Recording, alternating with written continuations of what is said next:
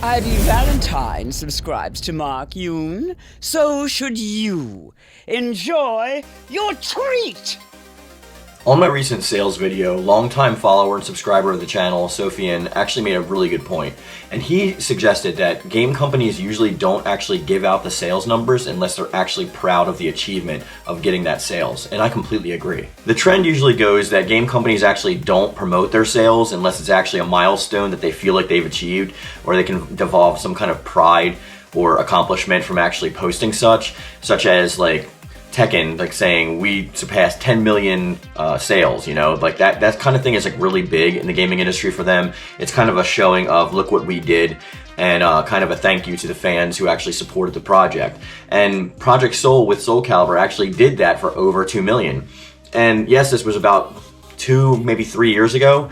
But the fact that they even posted that, the fact that he even propped that up and said, look, we sold over 2 million units. And like we said in the sales video, that doesn't include digital. So you can go check out my last video if you want more precise numbers based on that. And that's a huge accomplishment for them because their goal was set at 1 million units. And that's actually like what they were supposed to push. And they actually more than doubled that, let alone like Steam, PC, Xbox Digital Store, the PlayStation Store. Like they overabundantly exceeded that sales goal, but we've already talked about that.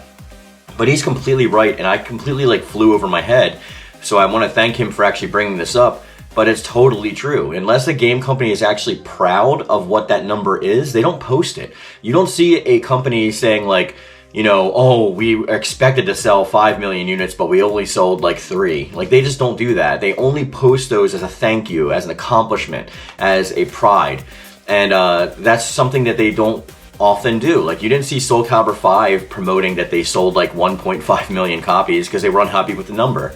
You don't see them doing that for any other game either. And Bandai Namco surely wouldn't approve of them actually posting on social media if it was a number that they weren't supposed to have already attained.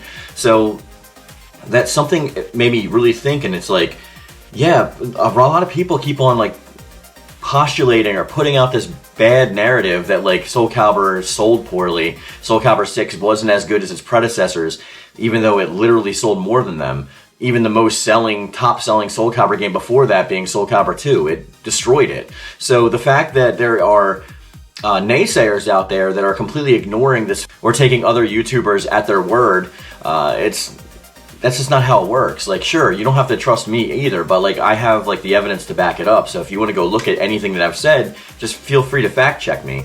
There's a lot of people that are out there that like really want to see this game fail for some reason, or want to help the narrative that like it did fail. And it's even gotten the ears of other YouTubers such as like Maximilian Dude and stuff like that, who feel that the game ultimately didn't reach its final goal or final conclusion, but it did. Like, it was a success. It was an overwhelming success. We had 2 full seasons of DLC finally realized. We had overwhelming support. The game was in tournaments and sub-tournaments and minor tournaments for like years after that. And that's another accomplishment that you don't see a lot of other games do. I think the only other game that actually comes back and is in tournaments is Soul Calibur 2. But Soul Calibur 6 is right up there. It's been in main tournaments and subs for a long time. So that, again, is something else, like with a healthy tournament scene that actually lends to something good. And I see people come at me sometimes with like Steam numbers, but Steam numbers are like the most unreliable numbers that you can actually go by, because it's usually only concurrent players that are reported, which means players that are currently on at that moment in time, and the peak concurrent of what it was at all time. But again, that's PC, and we're forgetting a lot of things about PC. Number one, most games that are ported to PC are done by third parties and are very poor ports. And it literally heavily relies on the modding community to make those games even viable, especially with custom servers and whatnot. Like, PC ports are almost never good. Like, look at like Batman Arkham Asylum or Cyberpunk or any other plethora number of games. When a game gets ported, it was optimized for a system.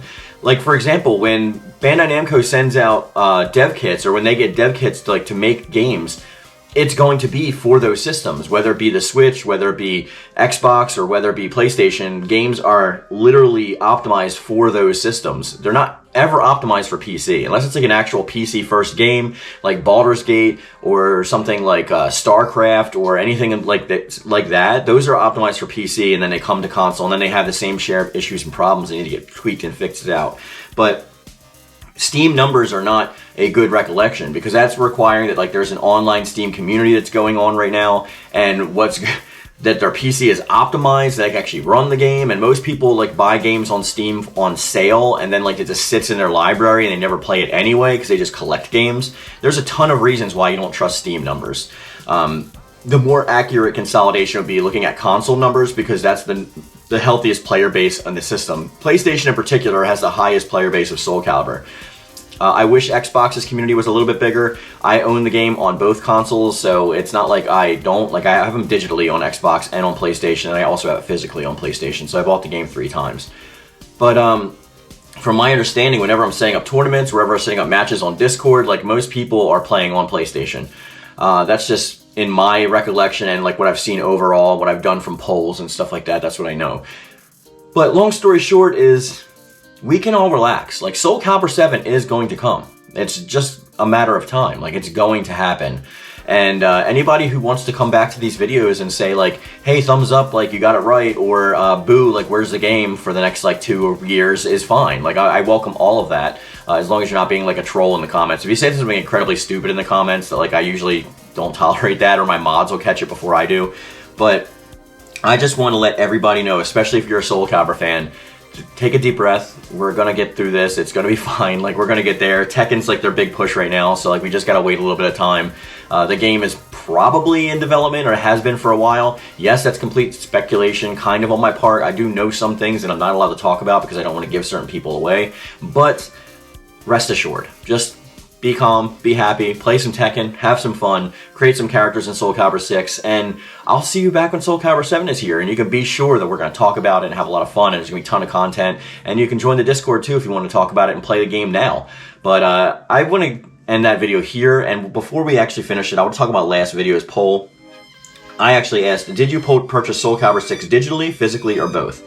37% of people said digitally, 40% of people said physically, 17% of people said both, and 6% of people said I purchased multiple copies. So the way you would actually get the digital number based on that is the people that said both and the people that said multiple copies need to be added to digitally, and because they were separate people. This is out of a pool of 300 votes. So if you add all those together, then it's like well over 60%. So it might actually even be 70%, no, it's 60%. So that is a good indication of like how many people actually purchase the game digitally versus physically. And we're gonna leave that there. You can see your comments on screen, and make sure you take place in today's poll so that it comes up on next video and you can actually see your comments like you did today.